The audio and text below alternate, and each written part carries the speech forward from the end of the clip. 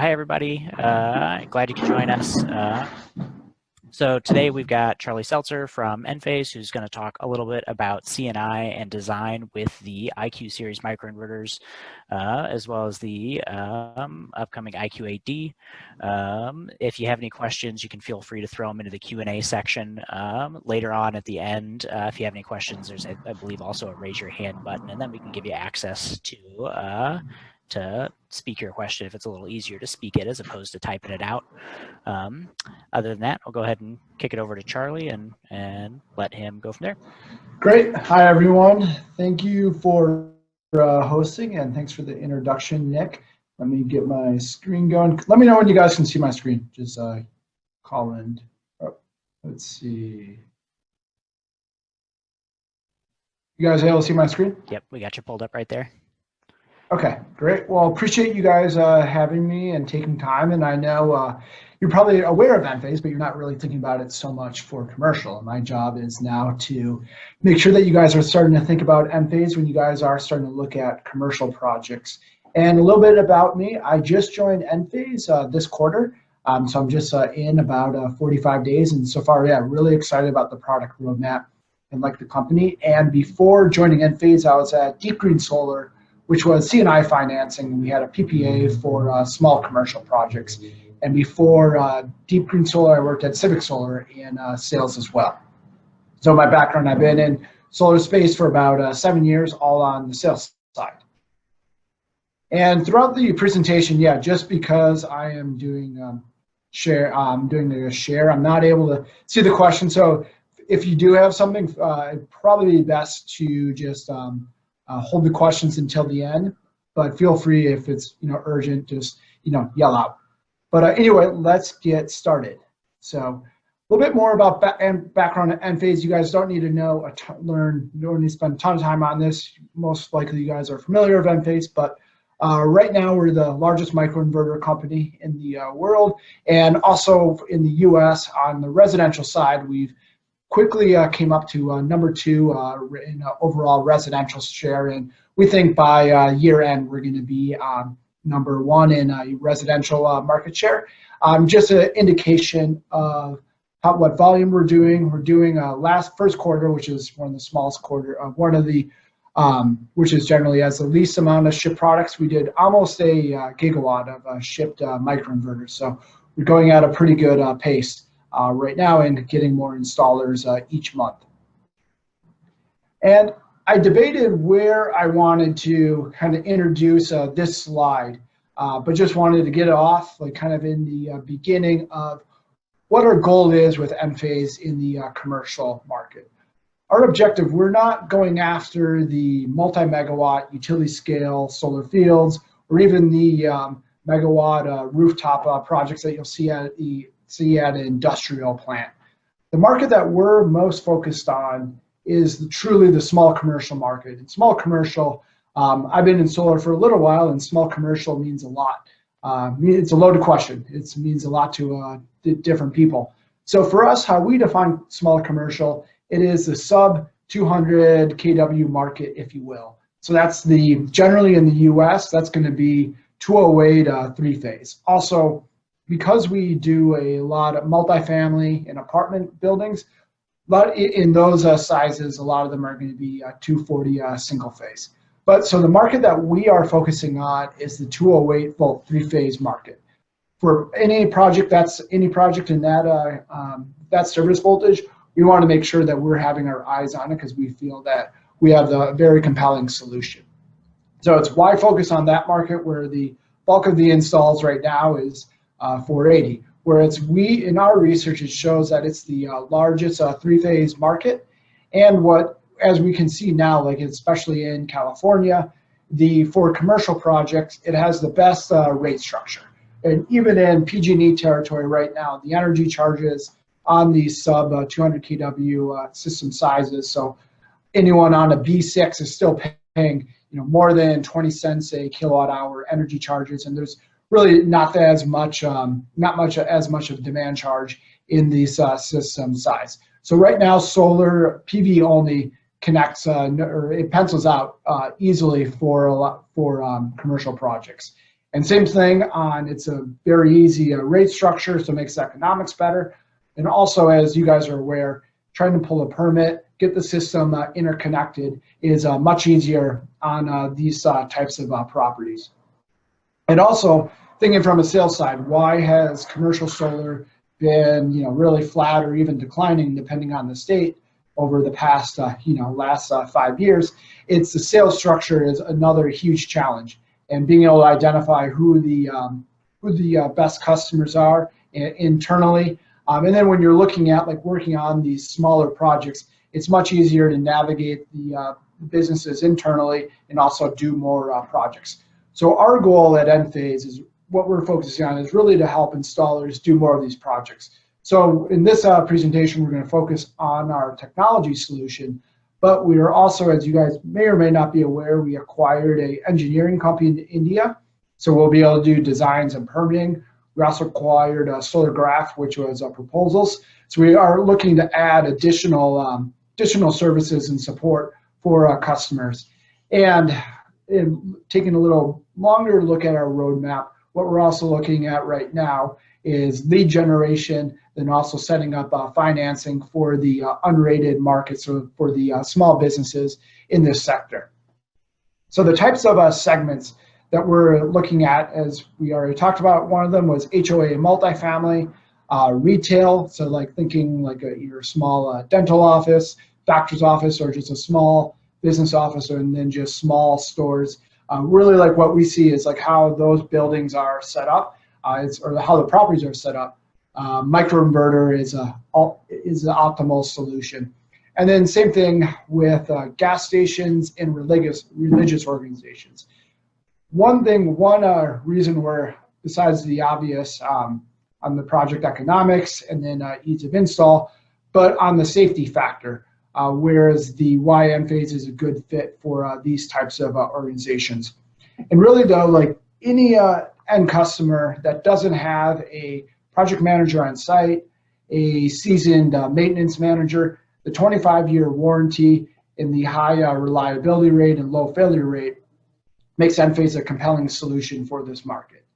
So the types of installers we're focusing on, really it's going to be the long tail installers and the resi-focused installers.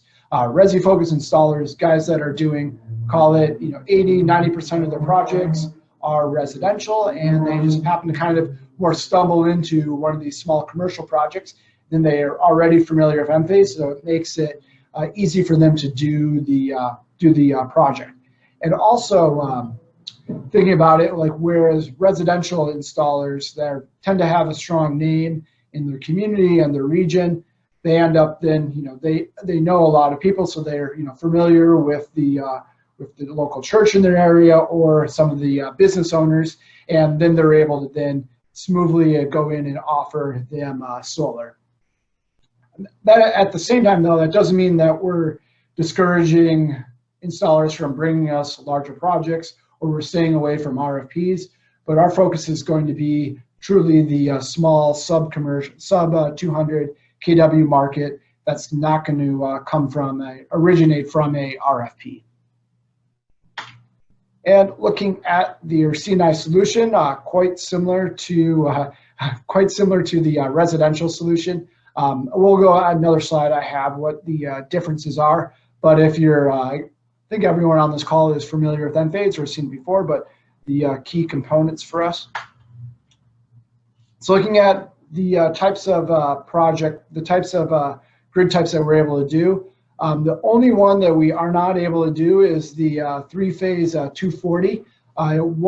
We were compliant with it before, but upgrades or changes to IEEE, we no longer support 240 volt three-phase. And just looking at how much, it's so few projects that it feels like it's more than it is, but because it's not a huge, such a large market, we don't have a solution now. So if it is a 240 volt three-phase, you need to use a transformer. But other than that, we're on for commercial projects, good with 208 three-phase and also 480 volt three-phase. But on the 480 volt, you need to use a transformer. Key components, pretty simple, microinverter, Enlighten, accessories, and the commercial Envoy. Happy to dive into the components if there are any questions after.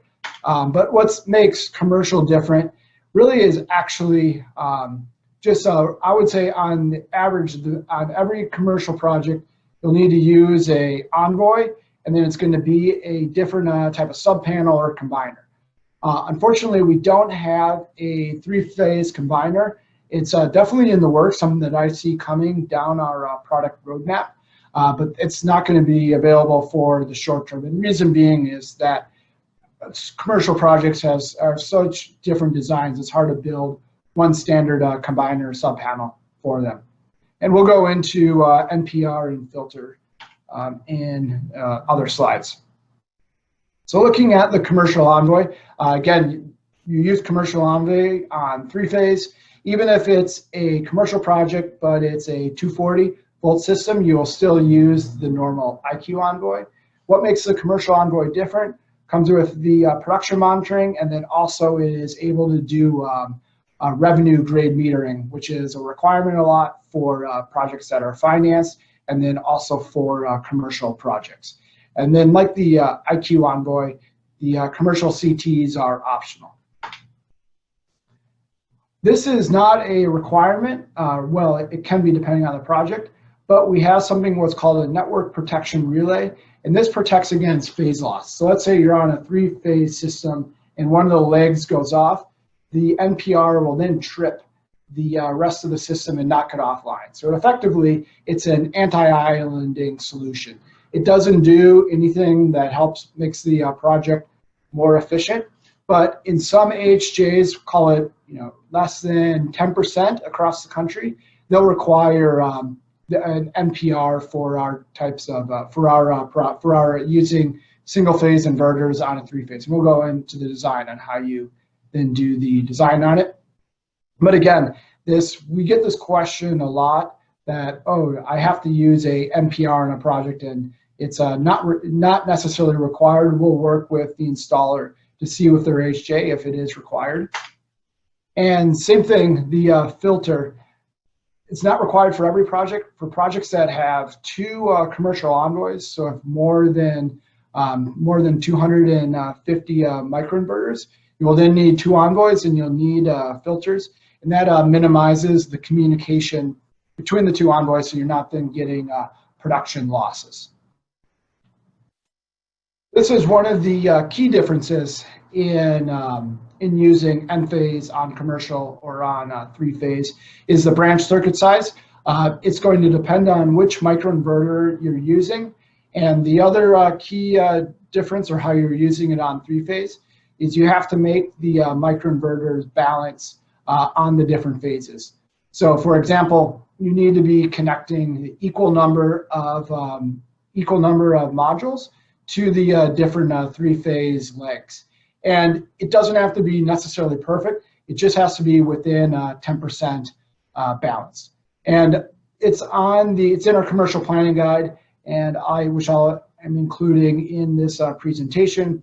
But really, I would say the bulk of the installations that we're seeing is with IQ7 Plus, and that's 11 modules per branch. Then a look at how you would then install if you needed to use a NPR or a filter. Just it's after the panel in between the point of interconnection. So relatively straightforward, and we'll go into this, but always happy to review designs as well. But you can see micros coming off down through the breaker, and then the NPR and line filter just installed after the solar sub panel. On our website, we do have this available. We have a module compatibility, so you are able to check which microinverter to use for the project. But just wanted to highlight which one to use for the projects. Again, so the bulk of them right now for semi-2-cell or commercial modules is going to be IQ7 Plus. And it's done off of the voltage of the module, and then the temperature as well is another factor. But looking at some of the confusion you will see if you are using IQ7, if you're using it on single phase, it's going to be rated at 366 watts. But unfortunately, at 208 three-phase, it's down to 290 watts. So similar to how you would then be looking at using a which microinverter for a single-phase project. But that's, yeah, and then IQ with, if you are using Panasonic modules, need to use IQ 7X. One of the biggest concerns that installers have about using Enphase, not just for commercial, but also residential, it comes on the clipping side, that installers like to have a larger DC to AC ratio, and then it looks like Enphase is going to clip a lot. I've included this study in our resources for this presentation, but when taking a look at, but we'll dive into it, example in Los Angeles. So when looking at a DC to AC ratio, we need to be not just looking at the nameplate, module nameplate, we need to be looking at like what their what the PTC STC ratio is looking at. So most modules are, as you're going to aware, have a PTC STC ratio between 90 and 93%. So off the bat, we need to then be derating the module, taking it, like call it 92, 93% of its nameplate rating, then dividing it over the 295 watts. However, it doesn't, the modules will rarely be, at a perfect reproducing exactly what their standard test is going to be saying as well. Just given that few sites are going to have a perfect azimuth and a perfect tilt, and this is probably a little low, hard to see, but you can see in this is an example in Los Angeles at 425 watt module is still going to be producing close to 700 kilowatt hours a year, and that's going to have a very high production factor of in like 1,600 kilowatt hours over kilowatt. And then also though, so looking at, and that's also under perfect conditions, the 180 azimuth and 25-degree tilt. So that's still though definitely a big concern of installers on wanting to use Enphase on commercial projects, especially as the module size is getting bigger. And really though, it's a conversation we need to shift more from a conversation about power to, well, how much energy is the system going to be producing? What's the roof's angle? What azimuth is going to be at? How complex is the design, or meaning how many different orientations is it going to have, to be able to better assess if they are going to lose energy by using Enphase on the system. In our estimation, or on these types of projects that we're looking at, enough of them have carved up roofs in multiple orientations that they're not going to be losing energy by using Enphase. However, that being said, and it's part of our roadmap now to be having larger inverter sizes, so we can then even further reduce what the clipping would be. And definitely though, it's significant in California for SOMA, the solar multifamily affordable housing, just because the rebate is done off of the AC size. So why would you use Enphase for commercial when it's a product that we haven't really pushed too hard before, and then also when there's so many other options out there? Really, it comes down to similar reasons on why you would use Enphase for residential. First and foremost, the reliability, ease of design and installation, increased production, and we feel that we're going to end up project per project, but overall you're going to end up with a lower levelized cost of energy by using Enphase.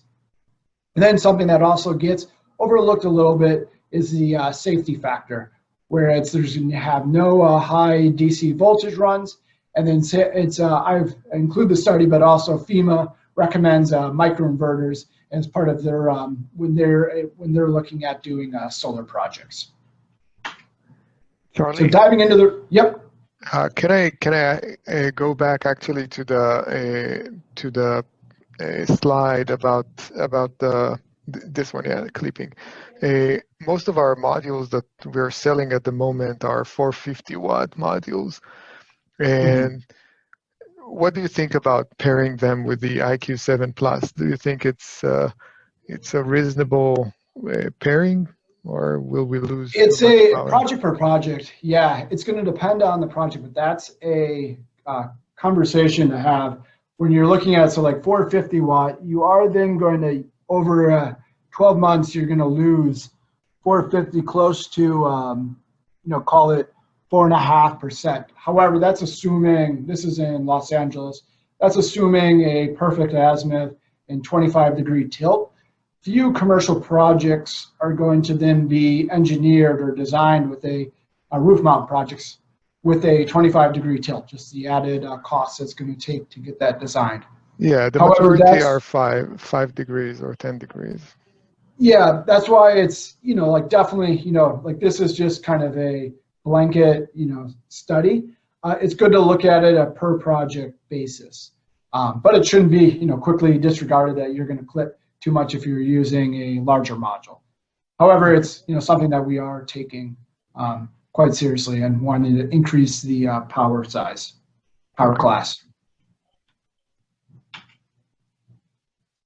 So yeah, looking at the reliability is one of our key selling points for commercial projects. Why are we so reliable is that we own the patent, our own patent, ASIC. We're spending over $40 million a year investing to perfect our own technology. And also with our microinverters, passive cooling, no moving parts. And then one thing we've worked on is we have just fewer points of failure. And then so also we're looking at right now at a failure rate of 0.05% for microinverter. Not sure what our competitors, our other inverter manufacturers are saying right now for their failure rate, but I haven't seen one as low as ours. And then when you're looking at a commercial project, where it's in a PPA or has some kind of performance guarantee, every time that it's off, the reliability factor really is a important piece of the puzzle. Then probably, as you guys are aware, you've seen we have the module level monitoring. It makes it easier to monitor, troubleshoot, get RMAs for projects if they are offline. And then key selling point of the module level power electronics is when you do lose one microinverter goes off, it's just one, not the whole system. One thing that we've prided ourselves a lot on is our customer service and technical support. So right now, if you have a technical issue, if you don't want to use Enlighten and you need to speak with someone, you call into our tech line, you'll be able to speak with someone in the US within a minute. And so that's really helps, like keeps these projects moving forward and keeping them online. Now it's hard to, this is an internal study, and for IQAD, we are doing a third-party studies, so they'll be not from Enphase, but our calculation is for the first 1% of inverter failures, it's going to cost the installer 3 cents a watt in additional O&M costs. And obviously, the more failures you have for like your fleet of inverters or on a specific project, a higher cost per watt it then adds to the system. So think about this. It's even though Enphase is going to be, call it 7 to 10 cents more over the life of the project, the addition will be, the savings from the reliability could be anywhere from 3 cents to 15 cents. Another reason is the performance. We feel that our system is going to produce more energy throughout the life of the project. One is the starters on the uptime. If it's not going offline, it's going to then be producing more as much as it could. And yeah, just also looking at like what our capacity factors are for our systems, and it's project per project. We are exceeding 30% capacity factors. And then also on the typical MLPE benefits that you're going to see for performance. So you're going to be able to overcome module mismatch, debris, shading, soiling, and then also with us, there's truly no single point of failure. And one thing I also like about our systems are our microinverter for a lot of the commercial projects that have complicated roofs or they're multi-roofs. It's just the extra design flexibility that you then get. You can then add more modules to more areas, and every module counts and get it boosting additional production. So overall, we feel that we're going to have the lowest levelized cost of energy throughout the 25-year or over the life of the project. Looking at, obviously, it's hard to calculate project to project, and then it also depends on the installer. But our projects are going to have the simple design, easy installation, and then also, depending on the project, a lot less BOS. And then on every project, we feel that we're going to have less O&M due to our superior reliability. And it's hard to also quantify, but looking at like if being able to get away with you're going to use less labor using Enphase just because the commissioning process through the installer toolkit and Lighten is going to be a lot faster.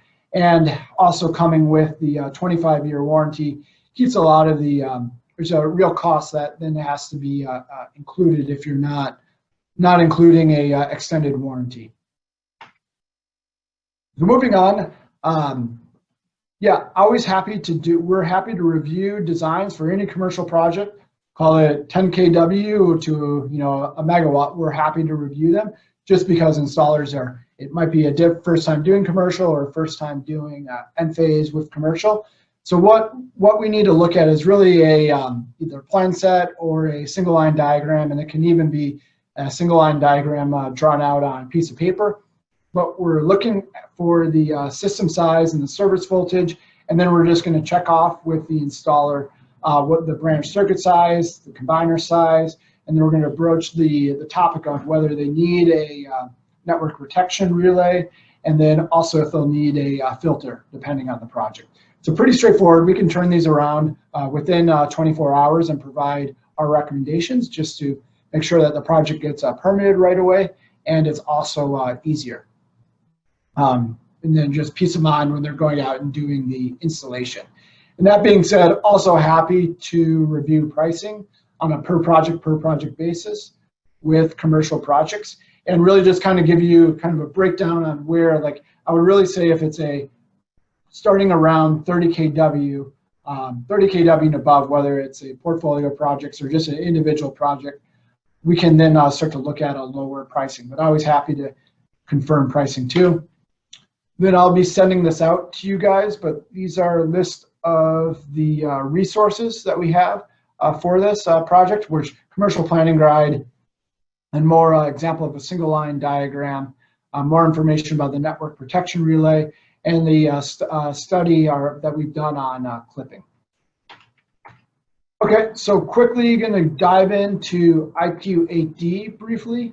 IQ8D, this is going to be available later this year. Call it Q4. We're confident it's going to have general availability. So for the short term, for the summer, I would not be designing projects. We don't even have pricing available to you guys yet, but I would not be designing projects if they need to happen in Q3. But if there is interest in looking at a project and it doesn't have as time sensitive as a deadline, feel free to run it by me and I can give you a more updated where we are standing on the project. But IQ8D, what is it stand for? The D, dual, and then also it's with our 8th generation. It's a 2-per-1 microinverter, and it's also going to be 3-phase native. And then also it's not going to require the network protection relay, just because it's going to be a 3-phase native, and then it's also going to be able to naturally do the phase balancing and then the voltage ride through. And as far, are we doing this? One is obviously it's a higher, be able to handle the larger modules, but also we realize on the commercial side, the pricing is more sensitive. So this will help us further on the pricing side. And it'll be the same technology.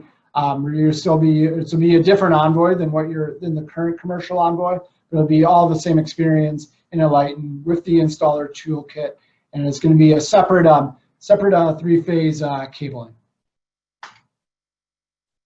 So this is a little bit small, but you can see the design side. One of the differences is going to be depending on the size, but you're going to be looking at more 9 modules per branch versus before, or 9 micros per branch, excuse me, where we have been able to do is more 11 to 13, depending on the module. but it's going to be the same components.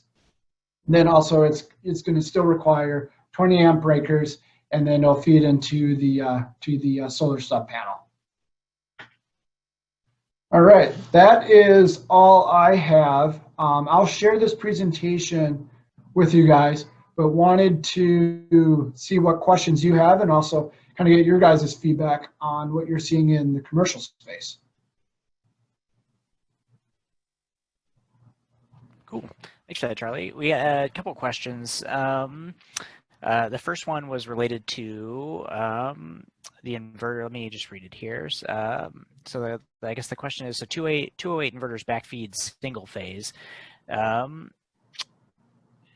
old the older the IQ7s, when you're designing with them, worked on 3-phase.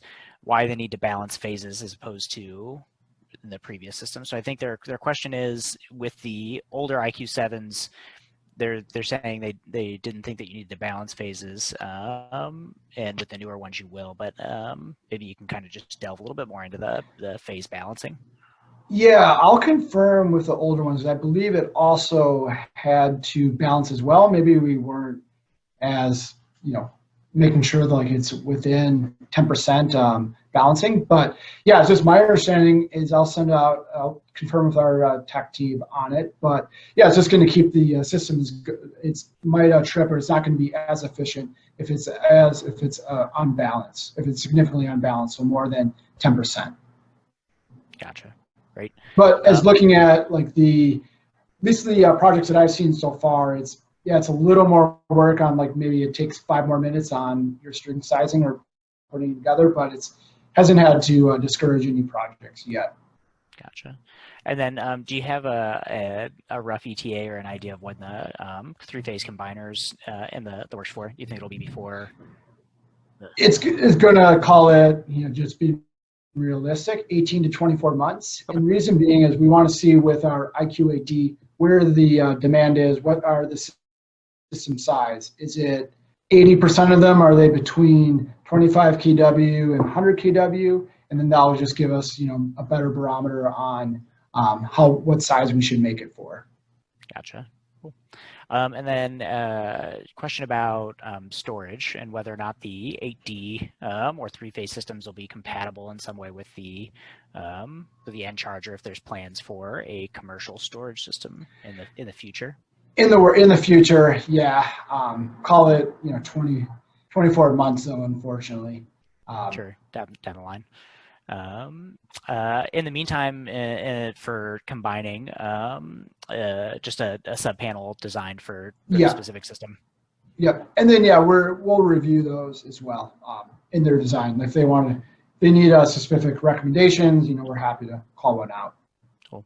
And I think we had earlier someone just had a quick question about the design and planning software, which I believe you mentioned, but you mind just talking a little bit more about kind of the capabilities? Yeah, so right now it's going to be more basic capabilities. So it's a permitting service. So we're going to still expect the installers to come with us with like their helioscope, Aurora, or PV-SYS. Then with that information, we're then able to help turn that into a permit. Timeline on that, sometime this summer. Our permitting organization, or our Enphase engineering, it's based in India, and it's obviously quite a little tricky right now of COVID having everyone in the office.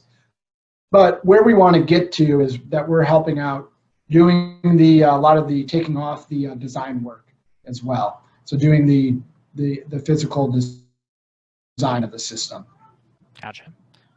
And then I was thinking about a question in terms of having the multiple envoys if you get system sizes big enough, and how inside the monitoring portal, how that would integrate in terms of just views.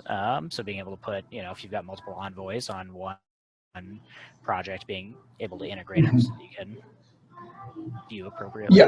Yeah, no, so it's all like when you're then installing the system and commissioning it, just on the same site, you're putting the 2 envoys, and then it'll all come up under the same site. I gotcha. Yeah.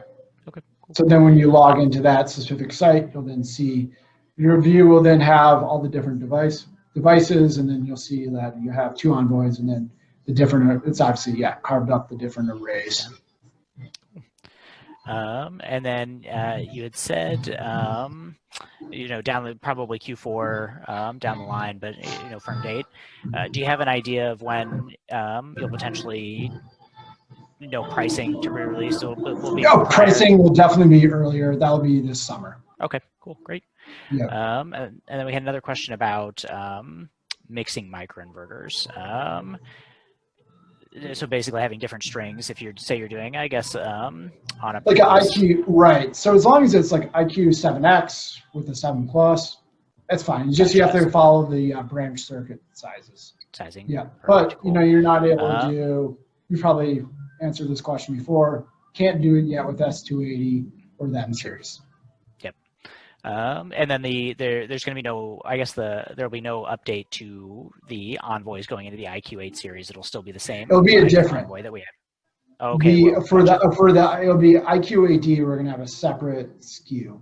Gotcha. And will that be compatible if someone has a 3-phase system that they're doing with the 7s or 7 pluses? They'll want it. So it depends on which micro they're using. If they're using 7 plus, then they'll want to use just a normal commercial envoy. What we currently have now, but then 8D, it's a separate envoy. But gotcha. Yeah, so you can think about it this way. The IQ commercial envoy, it's kind of I don't call it an end-of-life product, just because people, maybe it will be, but just because it's other specific uses. But you know, it's not one that you're going to want to then be like, oh, I'm going to be doing 10 Enphase commercial jobs next year, so I'm going to be bulking up on. You'll be wanting to use the 8D envoy. Gotcha.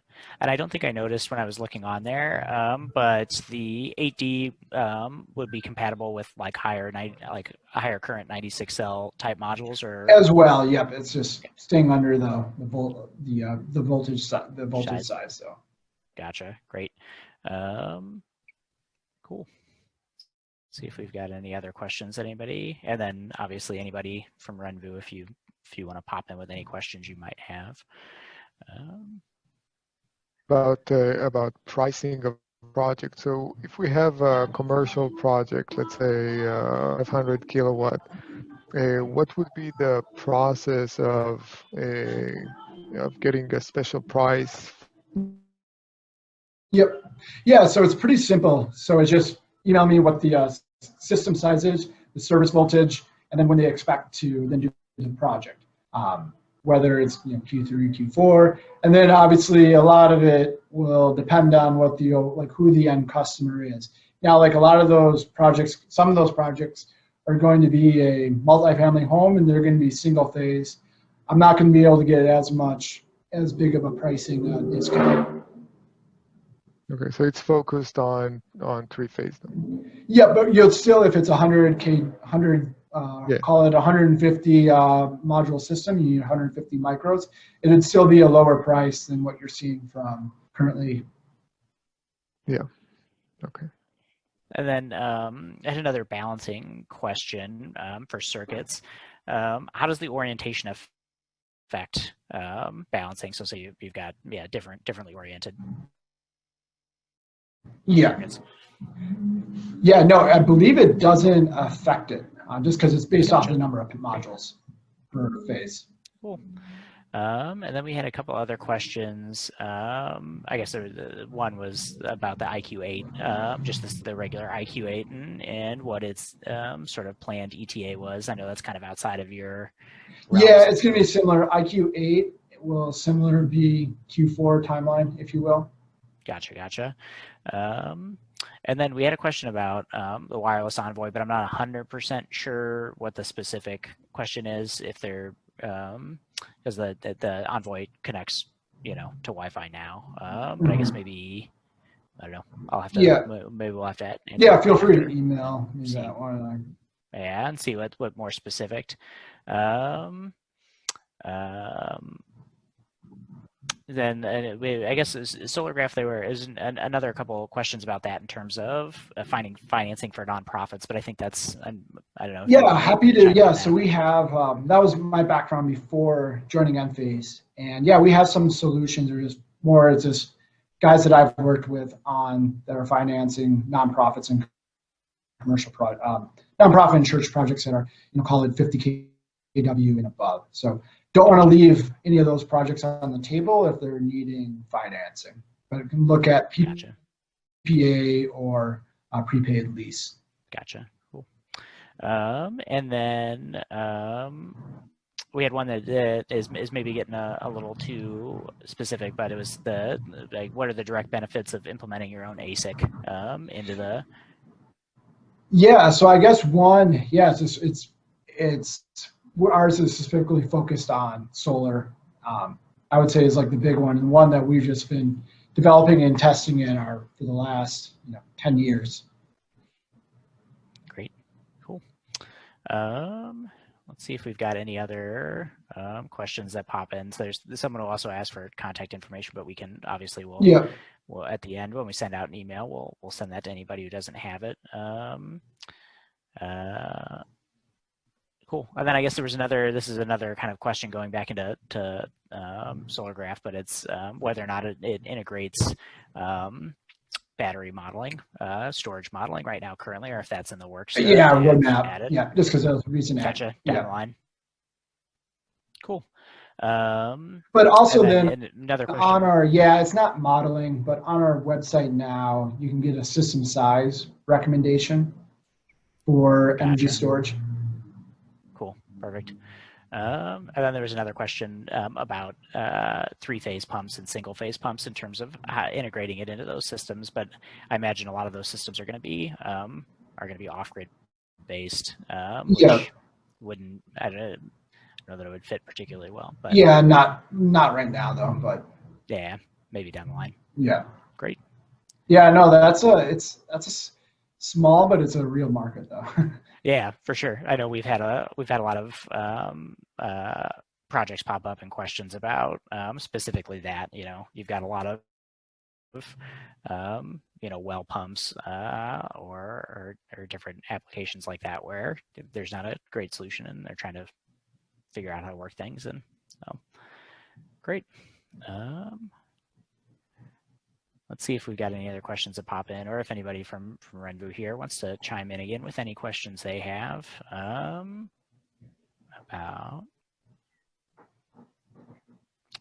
Other than that, we'll maybe keep it open here for another few minutes. But if you have any questions too, Charlie, for us in terms of what we've been seeing in the market. Yeah, I would love to kind of get your feedback on where you see commercial projects, what geographies, and also, I mentioned a couple times, we're concerned about modules too, and also see what modules you guys are designing around. Yeah, definitely. I think some of the other team members here from RENVU can chime in, but we've definitely had a lot of 208 volt projects over the years that we've never really had a particularly good solution for, especially when they start getting up above 10 or 15 kW. You start getting into just sort of harder to design systems, things that start to get a little bit more expensive because you're doing 3, 4, 5 inverter systems on something that theoretically shouldn't really have that many string inverters set up for it if you're designing it in a like a 480 volt system. So it's interesting to see and hear that you guys are focused a lot on that, because I don't think there's a particularly good solution. Yeah, it's like there have been some ones over the years that have sort of popped up and have never particularly gone anywhere after that. Trying to think of that one that it was kind of, they called it like a true string inverter, and I can't, because you would just put one string into it, and I can't remember the name of it, and I don't know what happened to it, but it was basically have like just one string of modules going to an inverter. Interesting.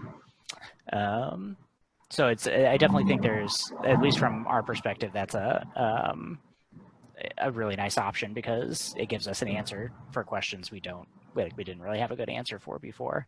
And we are seeing, I think, a lot of systems where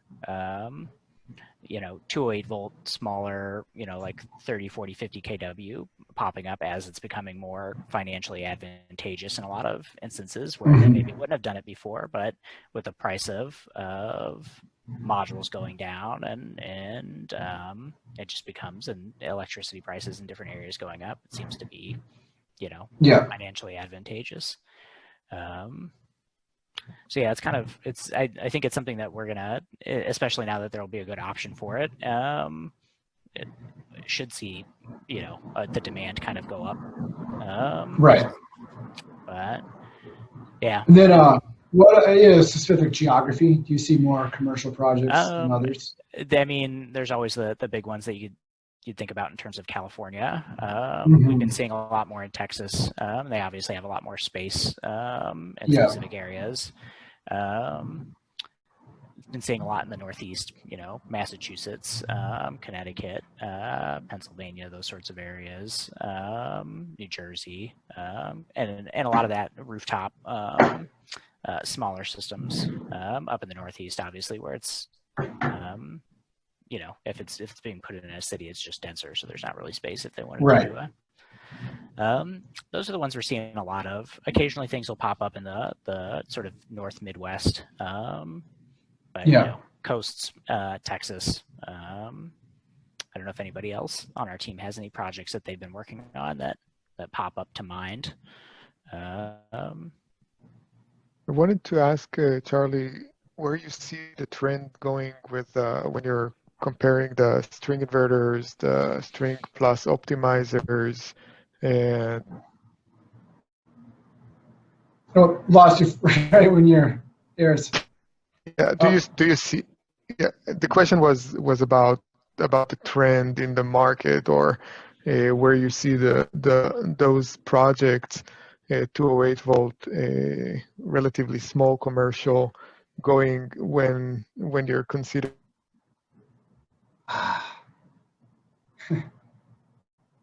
and SolarEdge with their commercial optimizers and string inverters.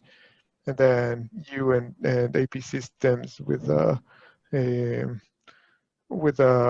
microinverters. How do you see the market? Or just like where we? Yeah. So I think where your question was like, where do we see like more competition? Is it SolarEdge, AP Systems, or string inverter plus optimizers?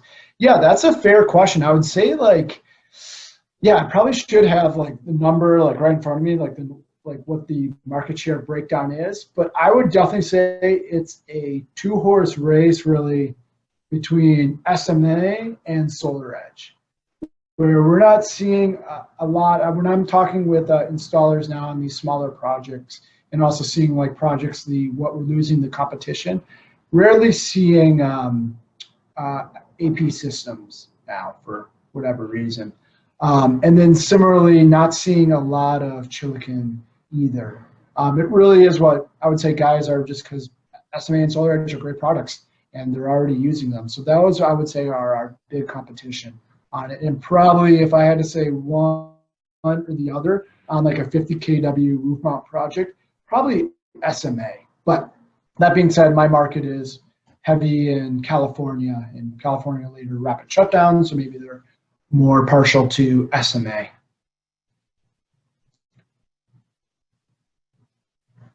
But really though, like our selling point against the SMA, it's no single, and then same with SolarEdge for that matter too, but SMA, no single point of failure. And our baby is the 208, small commercial market, where SMA is doing utility scale projects, community solar projects, you name it, they're really active in commercial. Asking here, connected to this, is the 200 kilowatt a limitation of it's not Enphase system? It's not a limitation, but just being real, like the cost delta for like where us to really be competitive, it's really like, first off, like 200 kW is kind of like the cutoff for 208 volt. When you step up to 40, when you get into 480 volt, having to add a transformer adds a lot of cost, design challenges. It's not as plug and play anymore as like we'd like to do. And then also, if it was 500 kW 208 volt, where the added costs you're going to have by using Enphase, it's really hard to make that argument on the that we're going to have a lower cost of energy over the life of the system when you get to that size. But not a hard limitation. We do, installers do projects that size, but that's not where our focus is. Yeah. And then I think, yeah, you said earlier, modules that you guys are going to be designing around for commercial. Do you maybe want to jump in there, Aries? Sure. Yeah, mainly we're now bringing mainly Longi 450. This is our main product for this year. We're starting to bring some Longi 5 with so those are commercial projects going to install in the next, let's say, 2 quarters. Yeah, less and less 400 watt and 425. It looks like those are phasing out. We actually didn't buy any containers moving forward of those products, so only 450 and up.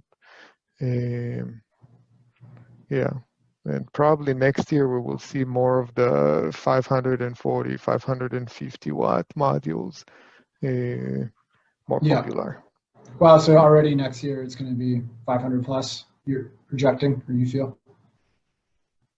Yeah, for commercial, yeah. Residential is now 355, 365.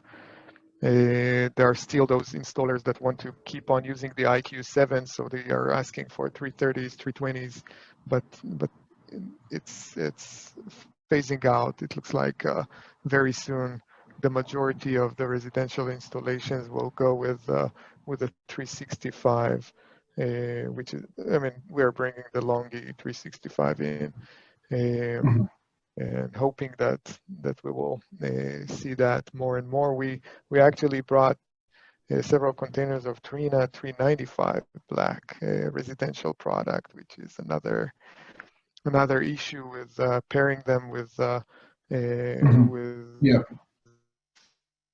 AQ7A is a good solution for now, but it looks like, you know, power goes towards the 400 watt. All the output of Q7-8 that is planned for what is it, next year? Yeah. There is. Do you know what will be the output, the power output? I do not yet on the. We haven't even released the data sheet on it. Yeah. Okay. But hopefully, yeah, you guys will get it well before it's starting to stock it. So. Yeah. Great. We had one last question. Maybe we can answer real quick and then start to wrap up. But it was someone wanting a little bit more info on the mixed inverter usage. So they were thinking, I guess, of the older MN and S series microinverters mixing in with an IQ1, and they were, I guess, wanting clarity and saying you can have those in the same system, but you're going to wind up having different monitoring and different strings. Yeah. So it doesn't. The IQ Envoy is not going to recognize exactly the M series and S series. So it's, I guess you can, but it's in effectively two different systems. Exactly. So you wouldn't be able to necessarily integrate them really until after going down and combining. Right. So you'd have like two different sites. Yep, that you would bring it together. So it is possible you're just basically having two different systems that are being installed then. But the question is if there will be noise on the line that will. Yeah, and then you would also need, thank you. Yeah, you need a filter. And I don't believe we have a residential filter, one that would work for residential system. Gotcha. Cool. Well, anybody else from RENVU have any questions they wanted to chime in with, or any other questions you had for us, Charlie? No, I think that covers it. Yeah, thanks for hosting me, and thank you for all the questions. And I'll send over this presentation so you guys have it. And yeah, keep firing away on questions, and then also let me know if there are additional questions, and hopefully there'll be some projects coming up. Sounds good. We appreciate it. Thanks, Yep. Charlie. No, thank you. Yep. Thanks, guys. Thanks. All right. Thanks, See you guys soon. See you. Bye-bye. Thanks.